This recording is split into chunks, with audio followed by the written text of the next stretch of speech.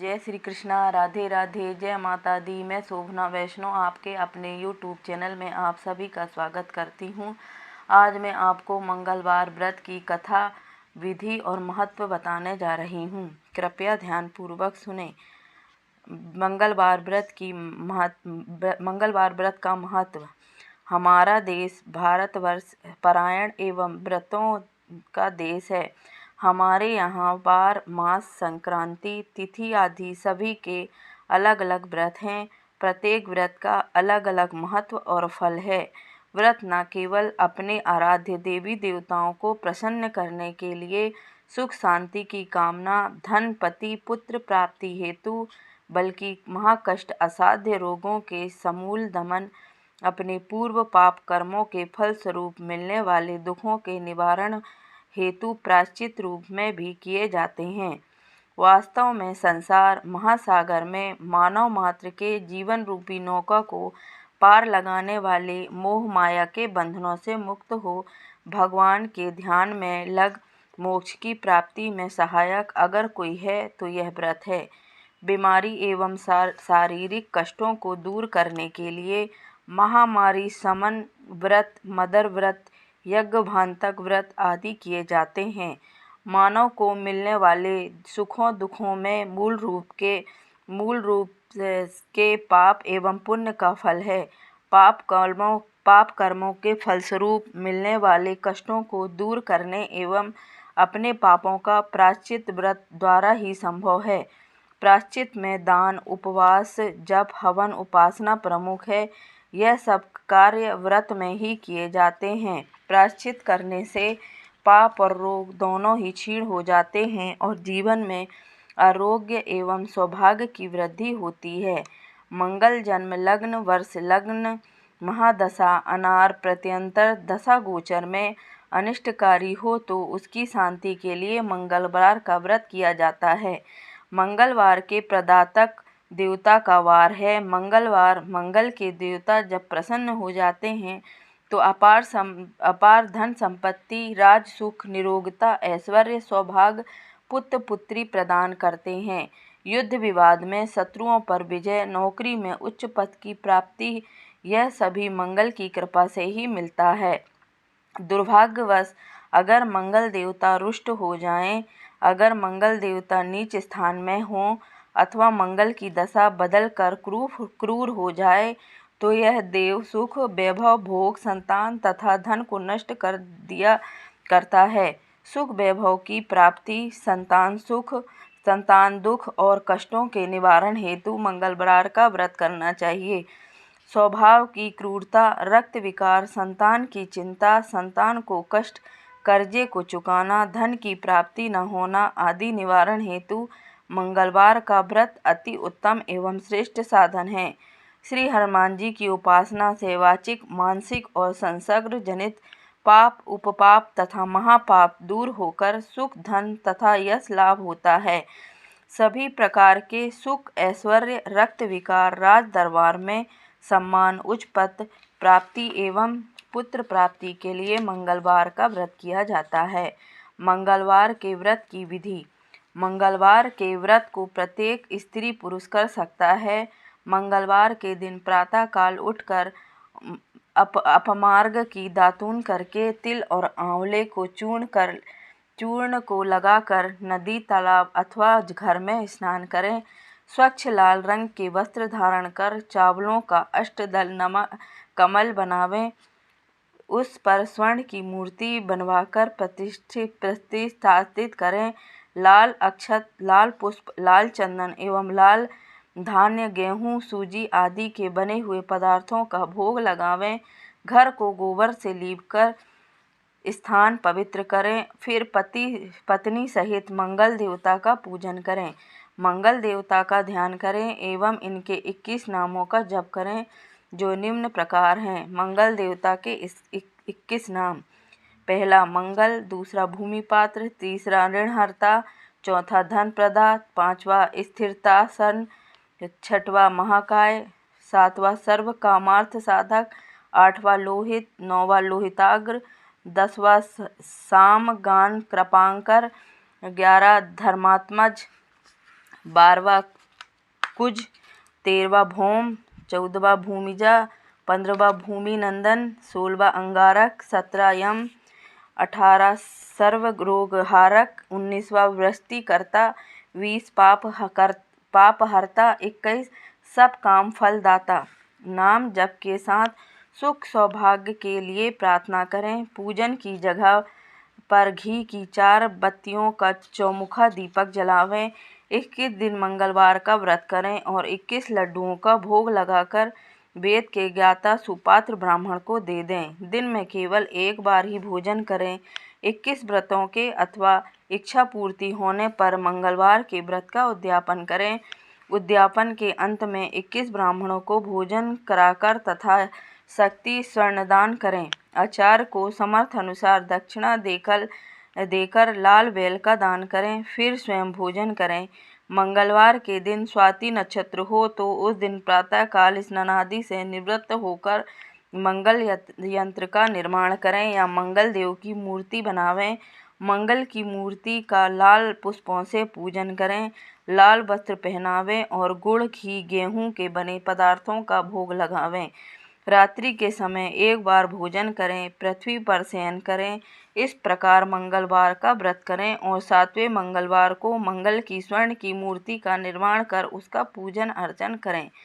2 लाल वस्त्रों से आच्छादित करें। लाल चंदन, षष्ठगंध, धूप, पुष्प, सद चावल, दीप आदि से पूजा करें। सफ़ेद कसार का भोग लगावें। तिल, चीनी, घी का सांकल्य बनाकर ओम कुंजाय नमः स्वाहा से हवन करें। हवन और पूजन के बाद ब्राह्मण को भोजन करावें और मंगल की मूर्ति ब्राह्मण को दक्षिणा में दे दे तो मंगल ग्रह जनित सभी अनिष्टों की समाप्ति हो। व्रत के प्रभाव से सुख, शांति, यश और ऐश्वर्य की वृद्धि होती है। मंगलवार की पूजा करने, व्रत करने, मंगलवार की कथा सुनने, आरती करने और प्रसाद भक्तों में बांटने से सब प्रकार की विपत्ति नष्ट होकर सुख मिलता है और जीवन पर्यंत पुत्र, पौत्र और धन आदि से युक्त होकर अंत में विष्णुलोक को जाता है और सभी प्रकार के ऋण से ऋण होकर धन लक्ष्मी की प्राप्ति होती है। स्त्री तथा कन्याओं को यह व्रत विशेष रूप से लाभप्रद है। उनके लिए पति का अखंड सुख, संपत्ति तथा आयु की प्राप्ति होती है। वह सदा सुहागन रहती हैं अर्थात कभी भी विधवा नहीं होती। स्त्रियों को मंगलवार के दिन पार्वती मंगल गौरी पूजन करके मंगलवार व्रत विधि कहानी अथवा मंगला गौरी व्रत कथा सुननी चाहिए। यह कथा सर्व कल्याण को देने वाली होती है। मंगलवार व्रत कथा। व्यास जी ने कहा, एक बार नौमी सारण्य तीर्थ में 80,000 मुनि एकत्र होकर पुराणों के ज्ञाता श्री सूत जी से पूछने लगे कि हे महामुने, आपने हमें अनेक गुणों की कथाएं सुनाई हैं। अब कृपा करके हमें ऐसा व्रत और कथा बताएं जिसके करने से संतान की प्राप्ति हो तथा मनुष्यों को रोग, शोक, अग्नि, सर्व दुख आदि का भय दूर हो, क्योंकि कलयुग में सभी जीवों की आयु बहुत कम है। फिर इस पर उन्हें रोग चिंता के कष्ट लगे रहेंगे तो फिर वह श्री हरि के चरणों में अपना ध्यान कैसे लगा सकेंगे। श्री सूत जी बोले, हे मुनियों, आपने लोक कल्याण के लिए बहुत ही उत्तम बात पूछी है। एक बार युधिष्ठिर ने भगवान श्री कृष्ण से लोक कल्याण के लिए यही प्रश्न किया था। भगवान श्री कृष्ण और युधिष्ठिर का संवाद तुम्हारे सामने कहता हूँ, ध्यान देकर सुनो। एक समय पांडवों की सभा में श्री कृष्ण जी बैठे हुए थे। तब युधिष्ठिर ने भगवान श्री कृष्ण से प्रश्न किया, हे प्रभु नंद गोविंद, आपने मेरे लिए अनेकों कथाएं सुनाई हैं। आज आप कृपा करके ऐसा व्रत या कथा सुनाएं जिसके करने से मनुष्य को रोग चिंता का भय समाप्त हो और उसको पुत्र की प्राप्ति हो। हे प्रभु, बिना पुत्र जीवन व्यर्थ है। पुत्र के बिना मनुष्य नरकगामी होता है। पुत्र के बिना मनुष्य पितृ ऋण से छुटकारा नहीं पा सकता और न ही उसका पुनग्न नामक नरक से उद्धार हो सकता है। अतः पुत्रदायक व्रत बतलाइए। श्री कृष्ण भगवान बोले, हे राजन, मैं एक प्राचीन इतिहास सुनाता हूँ, आप इसे ध्यानपूर्वक सुनो। कुंडलपुर नामक एक नगर था। उसमें नंदक नामक एक ब्राह्मण रहता था। वह भगवान की कृपा से उसके पास सब कुछ था, फिर भी वह दुखी था। इसका कारण यह था कि ब्राह्मण की स्त्री सुनंदा के कोई संतान नहीं थी। सुनंदा पतिव्रता थी, भक्ति पूर्वक श्री हनुमान जी को आराधना करती थी। मंगलवार के दिन व्रत करके अंत में भोजन बनाकर हनुमान जी का भोग लगाने के बाद स्वयं भोजन करती थी। एक बार मंगलवार के दिन ब्राह्मणी गृह कार्य की दक्षता के कारण हनुमान जी की भोग न लगा सकी, तो इस पर उसे बहुत ही दुख हुआ। उसने कुछ भी नहीं खाया और उसने अपने मन में प्रण किया कि अब तो अगले मंगलवार को ही हनुमान जी का भोग लगाकर अन्न जल ग्रहण करूंगी। ब्रह्माणी सुनंदा प्रतिदिन भोजन बनाती, श्रद्धापूर्वक पति को खिलाती, परंतु स्वयं भोजन नहीं करती और मन ही मन श्री हनुमान जी की आराधना करती थी। इसी प्रकार 6 दिन गुजर गए और ब्राह्मणी सुनंदा अपने निश्चय के अनुसार भूखी प्यासी निराहार रही। अगले मंगलवार को ब्राह्मणी सुनंदा प्रातःकाल ही बेहोश होकर गिर पड़ी। ब्राह्मणी सुनंदा की इस असीम भक्ति के प्रभाव से श्री हनुमान जी बहुत प्रसन्न हुए और प्रकट होकर बोले, सुनंदा, मैं तेरी भक्ति से बहुत प्रसन्न हूँ, तू उठ और वर मांग। सुनंदा अपने आराध्य देव श्री हनुमान जी को देखकर आनंद की अधिकता से विहल हो श्री हनुमान जी के चरणों में गिरकर बोली, हे प्रभु, मेरी कोई संतान नहीं है, कृपा करके पुत्र व कन्या प्रदान करें, आपकी अति कृपा होगी। श्री महावीर जी बोले, तेरी इच्छा पूर्ण होगी, तेरी एक कन्या पैदा होगी, उसके अष्टांग प्रतिदिन सोना दिया करेंगे। इस प्रकार कहकर श्री महावीर जी अंतर्ध्यान हो गए। ब्राह्मणी सुनंदा बहुत हर्षित हुई और सभी समाचार अपने पति से कहा। ब्राह्मण देव कन्या का वरदान सुनकर कुछ दुखी हुए, परंतु सोना मिलने की बात सुनी तो बहुत प्रसन्न हुए। विचार किया कि ऐसी कन्या के साथ मेरी निर्धनता भी समाप्त हो जाएगी। श्री हनुमान जी की कृपा से वह ब्राह्मणी गर्भवती हुई और 10वें महीने में उसे बहुत ही सुंदर पुत्री प्राप्त हुई। यह बच्ची अपने पिता के घर में ठीक उसी तरह से बढ़ने लगी जिस प्रकार शुक्ल पक्ष का चंद्रमा बढ़ता है। 10वें दिन ब्राह्मण ने उस बालिका का नामकरण कराया। उसके कुल पुरोहित ने उस बालिका का नाम रत्नावली रखा, क्योंकि वह कन्या सोना प्रदान किया करती थी। इस कन्या ने पूर्व जन्म में बड़े हो उस बालिका का नाम रत्नावली रखा, क्योंकि यह कन्या सोना प्रदान किया करती थी। इस कन्या ने पूर्व जन्म में बड़े ही विधान से मंगलवार का व्रत किया था। रत्नावली का अष्टांग बहुत सा सोना देता था। उस सोने से नंदा ब्राह्मण बहुत ही धनवान हो गया। वह अब ब्राह्मणी सुनंदा भी बहुत अपमान करने लगी थी। समय बीतता रहा। अब रत्नावली 10 वर्ष की हो चुकी। एक दिन जब नंदा ब्राह्मण प्रसन्न चित्त था, तब सुनंदा ने अपने पति से कहा, मेरी पुत्री रत्नावली विवाह के योग्य हो गई है, अतः आप कोई सुंदर तथा योग्य वर देखकर विवाह कर दें। यह सुन ब्राह्मण बोला, अभी तो रत्नावली बहुत छोटी है। तब ब्राह्मणी बोली, शास्त्रों की आज्ञा है कि कन्या 8वें वर्ष में गौरी, 9 वर्ष में रोहिणी, 10वें वर्ष में कन्या, इसके पश्चात रजस्वला हो जाती है। गौरी के दान से पाताल लोक की प्राप्ति होती है, रोहिणी के दान से वैकुंठ लोक की प्राप्ति होती है, कन्या के दान से इंद्रलोक में सुखों की प्राप्ति होती है। अगर हे पतिदेव रजस्वला का दान किया जाता है तो घोर नरक की प्राप्ति होती है।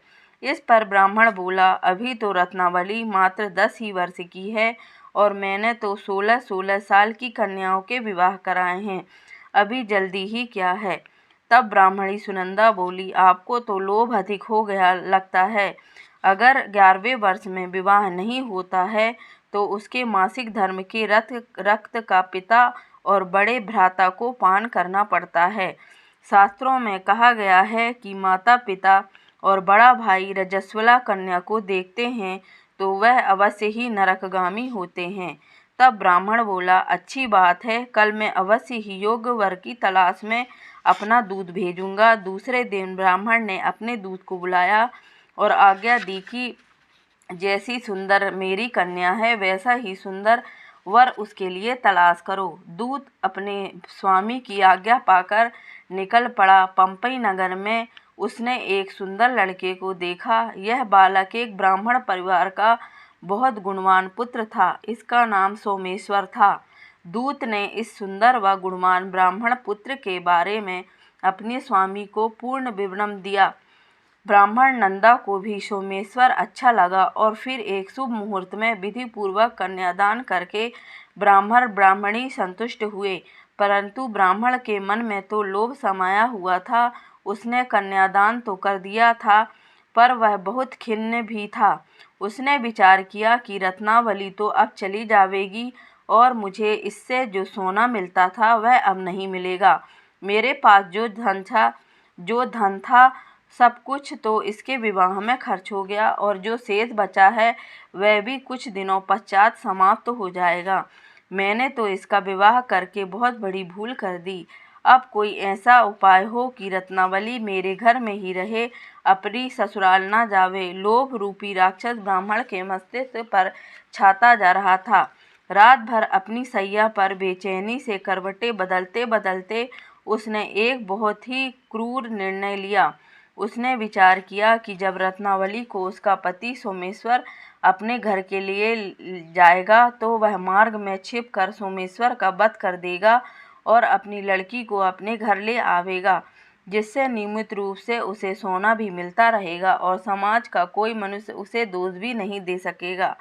प्रातःकाल हुआ और नंदा और सुनंदा ने अपने जमाई तथा लड़की को बहुत सारा धन देकर विदा किया। सोमेश्वर अपनी पत्नी रत्नावली को लेकर ससुराल से अपने घर की तरफ चल दिया। ब्राह्मण नंदा महालोभ के वशीभूत हो अपनी मति को खो चुका था। पाप पुण्य का उसे विचार न रहा था। अपने भयानक व क्रूर निर्णय को कार्यरूप देने के लिए उसने अपने दूत को मार्ग में अपने जमाई का वध कराने के लिए भेज दिया था, ताकि रत्नावली से प्राप्त होने वाला सोना उसे हमेशा मिलता रहे और वो कभी निर्धन न हो। ब्राह्मण के दूत ने अपने स्वामी की आज्ञा का पालन करते हुए उसके जमाई सोमेश्वर का मार्ग में ही वध कर दिया।